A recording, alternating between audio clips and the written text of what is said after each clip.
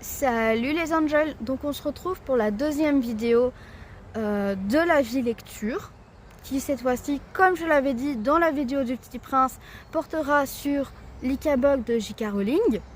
Donc voilà, je vais faire une petite introduction avant de commencer mon avis. Voilà. Alors, je ne prends aucunement parti pour J.K. Rowling ni pour la cause LGBTQIA+. On va me dire, ouais, mais t'es un monstre, etc. Alors, je tiens à le dire, je soutiens les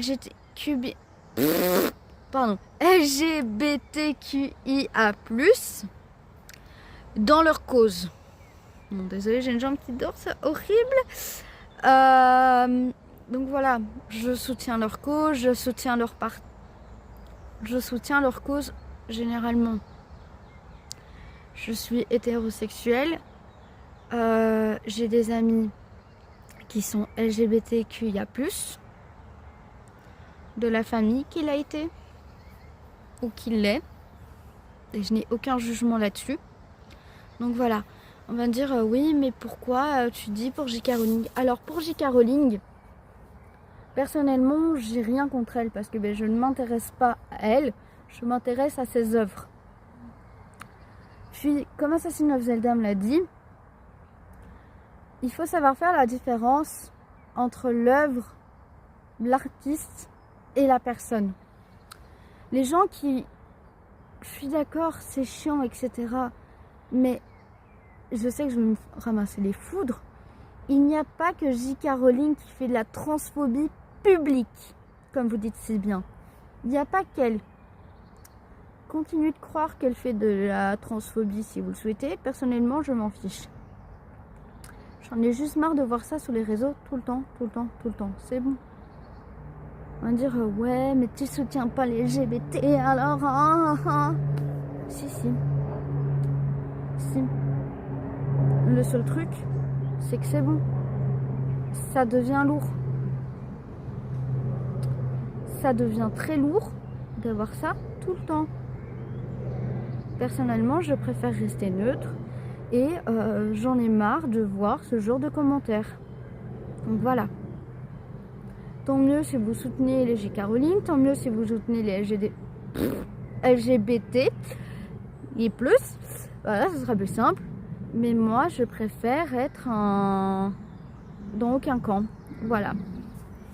Et non, je ne boycotterai pas Harry Potter ni les œuvres de J.K. Rowling parce qu'elle a été transphobe. Encore une fois, il faut faire la différence entre l'auteur, l'artiste et la personne en elle-même.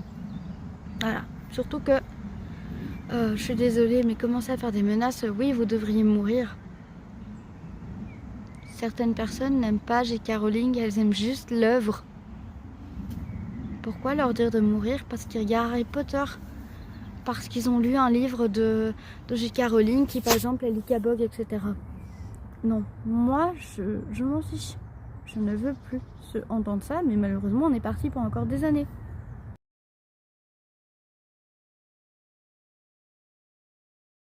Voilà, donc mon avis pour l'Ikabog.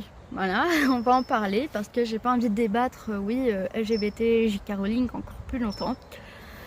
Voilà, donc l'histoire, c'est un conte de fées. Oui, c'est un conte de fées, donc on va dire oui, c'est pour enfants, etc. Personnellement, je ne l'ai découvert qu'il y a quelques années et je ne l'ai lu ici que parce qu'on me l'a offert. Il était dans ma liste d'envie de livres et on me l'a offert, donc j'en ai profité pour le lire. Alors, je vais parler un petit peu du contenu du livre. Donc il y a 64 chapitres. À dire c'est beaucoup, hein. Je rappelle que c'est un livre pour enfants. Donc les pages ne font pas plus de maximum 10 pages par chapitre. En sachant que c'est un gros livre et que les pages, enfin les lignes plutôt, je trouvais plus mes mots, sont entre guillemets aérées. Donc c'est pas tout petit comme ça, une phrase, non, il y a un petit peu d'espace, voilà. C'est vraiment très rapide à lire, c'est du coup très court. Le vocabulaire est quand même facile à lire, il n'est pas conséquent parce que ben, voilà, des enfants de 6 ans peuvent le lire. Oui, il y a même personnellement dans le format que moi j'ai eu, il y avait ben, le concours de dessin des enfants, et ben tous les petits dessins qu'ils avaient fait et c'était marqué leur prénom, leur âge et la ville ou le pays.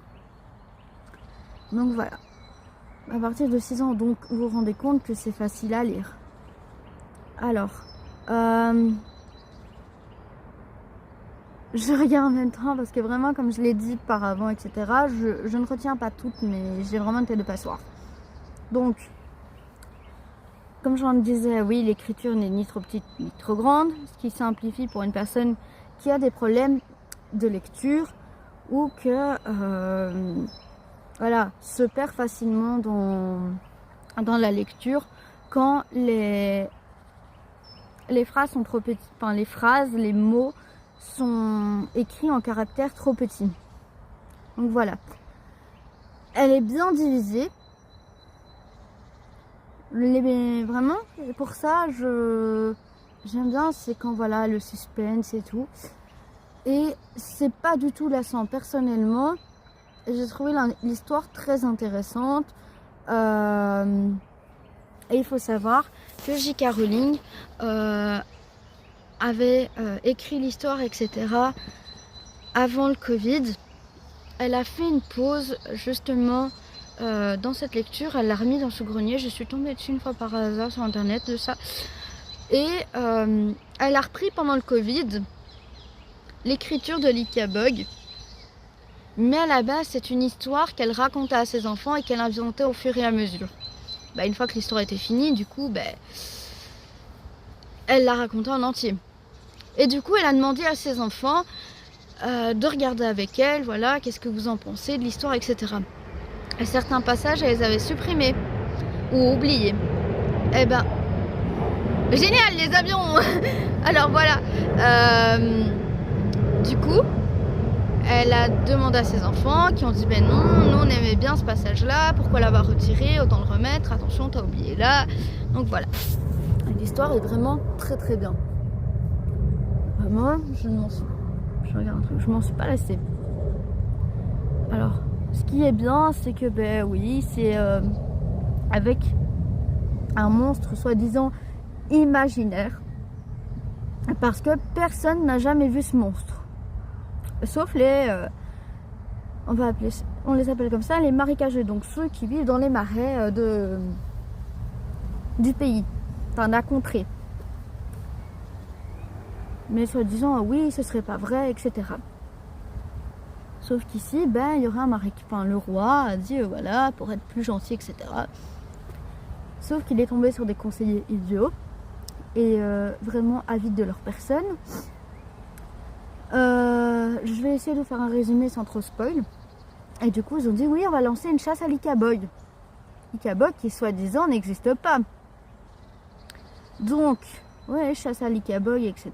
Donc, ça commence à tourner sur les impôts, etc. Donc, on parle d'une créature pseudo-imaginaire parce que personne ne l'a jamais vue. Mais les anciens racontaient déjà. Je réfléchis. Bon, je suis désolée pour les avions. Mais voilà, donc je ne vais pas vous dire la fin parce que si vous avez quand même envie de lire, de découvrir l'histoire. Et du coup, oui, ça va tourner sur le fait que les gens vont commencer à être suspicieux par rapport au roi, etc. sur ces soi-disant chasse à Lydia Bog et du coup les impôts qui vont avec.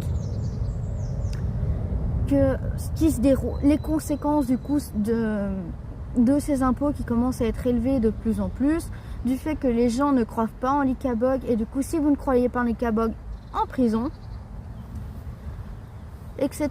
Donc voilà, je ne vais pas tourner énormément autour du pot, je ne vais pas en parler énormément parce que voilà, c'est un livre plus pour enfants, même si adultes peuvent le lire. Voilà, par rapport au Petit Prince, c'est pas du tout la même chose. Mais je souhaitais en parler parce que j'en ai marre de cette polémique et que justement tout le monde connaît J.K. Rowling et donc connaît au minimum le nom de l'Ikabog. Voilà.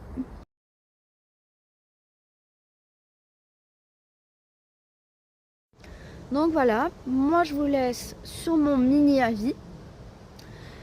Et n'hésitez pas encore une fois à commenter la vidéo, me dire votre avis. Je ne veux pas d'avis sur oui mais moi je déteste J.K. Bog, etc. Enfin J.K. Rowling, désolé. Voilà, donc moi je vous laisse sur ce petit commentaire et je vous souhaite une bonne journée, une bonne fin de soirée, tout ce que vous voulez. Et on se retrouve dans une prochaine vidéo.